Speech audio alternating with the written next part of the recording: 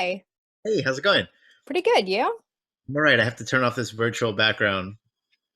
Oh, that's a virtual background? No, not that. That's real background. Oh, I was gonna say, it looks like what you've been using the past couple days. It looks pretty realistic. Real. Yeah, yeah. No, there's one I was messing around with it earlier because I just got some green fabric that I was playing around with. So Nice. yeah, All right, so hi, how are you doing? Oh wait, I asked you that. You're yeah, I'm good. okay. I spent most of the day not in front of a computer today, so that feels real good. I'm so jealous. This is like the one day where two of my five classes are actually doing the whole Zoom thing. Most of my classes are otherwise doing lectures asynchronatically. I don't know how the proper pronunciation is, but they're just like uploading lectures for some of my classes. It's Is that very weird. What's up? is that better for you? I don't know. Like last week I had the whole cold and everything, so it was perfect because it gave me some time to catch up on work. This week I'm like, okay, it's good because I won't have to be in front of a computer as much. Otherwise, I miss the interaction. Yeah. But yeah, going back to the show, I guess like the first big thing I was going to ask you is what were some resources or inspirations you derived from when you were composing the music for the background of the show? Like, because I know there was that one song you used for Act Two that I was like, what is this? Like, is this like some sort of dramaturgical thing? You're like, no, I just wrote this. Um, yeah, I mean, I listened to a lot of like communist choral music from from Romania around, during the Ceausescu era, and there's like a rich history of communist choral music because it was like, uh, I mean, it's just those things are quite linked, like group singing and socialism. So it was really there was a lot to draw from, um, and I mean, the the funny thing is like uh, scene two or act two I think it just came so much later than everything else because the idea isn't. It really is one long. I was just talking to Ashley, No, you froze. and it's hard to see it out of context. Doing it in sections or anything. So only when they were able to like run it all the way through, we get any idea of like what that piece was going to be like. And then we started adding some motion to it in the rehearsal, and after that it's like, oh, it's one piece. It feels like one piece as opposed to like it's made up of like 11 different stories, but it's really just like one slow build. And my background's in choral music, and so I felt like that's what I could do best with it. Awesome. Yeah. So, did the same inspiration come up for the wedding music, or was it a bit different? No, it's totally different. I think there's a Spotify is just an amazing resource in terms of just like we have so much access to stuff. So I didn't know anything about any Romanian music before this project, and since February I've just been listening to a bunch, uh, and yeah, it's just an amazing resource for finding the diversity uh, that's present in that music. And Carol Churchill has some notes in like what she expects from the music, and one thing was like the lambada is like specifically Attention. uh, Yeah. uh, referenced as like that was the hit song of like all of Europe in 1989. It was like the number one song for like the entire, yeah, for the so that's in the script. It actually says like use the lambada for the wedding scene. Yeah. So it's not quite the lambada. It's like a morphed version of it, slowed down and like screwed around a little bit.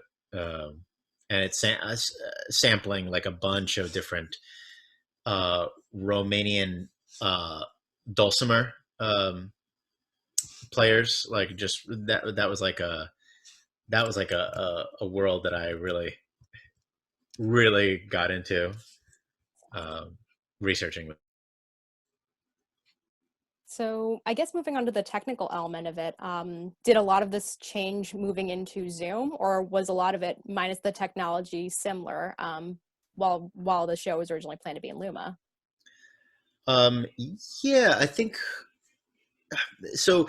It is what was really Ashley's idea was to get the designers up there to spend as much time with the students in the process as possible and try to build the piece once we were all there. So I didn't work on anything before getting up to meet the students, because I thought that was what we were going to do. We were just going to be in the room together. I had some like ideas, but like this was the idea was to just get in the room and see what the flavor was. So in some ways, it's kind of like, well, it just changed mediums, but like it's still the same piece. So we took some initial ideas that we had and just shifted into what was practical. Because there's a lot that's just not practical. Yeah. Like singing all together is Yeah. just, yeah, it just like Because it works so differently than you think it's gonna work. I was gonna say, because for example, I think when we were rehearsing, the amens were going to be sung on stage, and now are they a recording that are being cued? Mix. It's a mix. Okay, they're singing and there's a mix. Yeah, it's a mix because we do want to embrace. I think like one of the interesting things is like we could.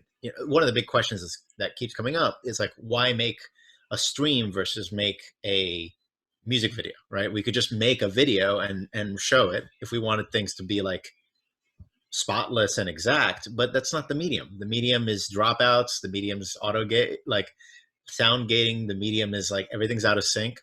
So in some ways, it's kind of like what can you make that embraces that and it makes it fun. Definitely. So I think that's definitely the direction that the designers uh, and Ashley's been going in. So I try to embrace as much as I can about that. It looks great so far. I love it. Yeah. Um, so then I guess that leads me to also ask, with QLab, how does it connect to Zoom? Is it like, I know you've been sharing the audio, it's been giving that insignia on the all the rehearsals.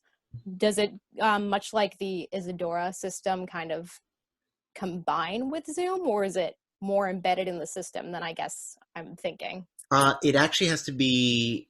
So Zoom has this great feature, share computer audio, which is just it just allows you to play samples of what you're working on from whatever program and share it into Zoom. There's a little bit of finagling that has to happen with it. So that was kind of like learning, and it was, I mean, Zoom is new to a lot of artists, including myself. So it was all about like, well, let's figure out what this can do. And there's a lot that we had to learn that just didn't go right the first rehearsal or two. Um, but yeah, I mean, there's a lot of really powerful stuff with Zoom. So the sharing computer audio and allowing everyone to hear what it is you from whatever program you use. So I don't compose in. I mean, QLab was also new to me for this project, but like I use Ableton and I use a lot of my own sound recordings of my own voice. So I was like messing around with that, and I could share that without having to perform it live. I could just share the computer sound through Zoom's built-in infrastructure, which is great. Great. And then now, from tech is all about like finding out what adjustments need to be made with that new system. Awesome. So then basically it's like, you share the audio from QLab and then you call the cues from QLab. Yeah, Vanessa, the stage manager, is. I mean, the system I think they're rigging up is like calling the sound and video tech on the phone, and just like having the comm system be a telephone call, Yeah, uh, and freeing up some of the Zoom bandwidth for something else for just definitely. running the show. Then it all comes Yeah. together. Awesome. I guess I have one last question then, and it's totally optional. Do you think you've participated in any particular revolution? And if so, did it change the way you approached Matt Forrest? Uh, a revolution. Sorry, say more about revolution. I haven't really particularly defined it myself in any of the previous interviews. I guess the way I'm thinking of it is like, if there's any particular political movements in the past couple of years that you've partaken in, or if there's any sort of identity movement that you strongly affiliate with on a regular basis.